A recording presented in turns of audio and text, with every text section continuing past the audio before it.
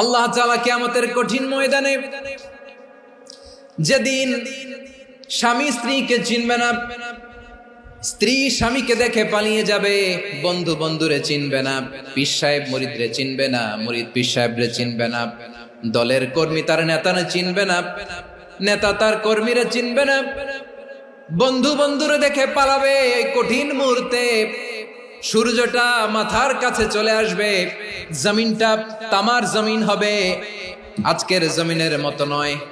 মানুষ ঘর্মাক্ত, ক্লান্ত, শ্রান্ত মাথার মগজগুলো কানের ছিদ্র আর নাকের ছিদ্র দিয়ে বেয়ে বেয়ে পড়বে।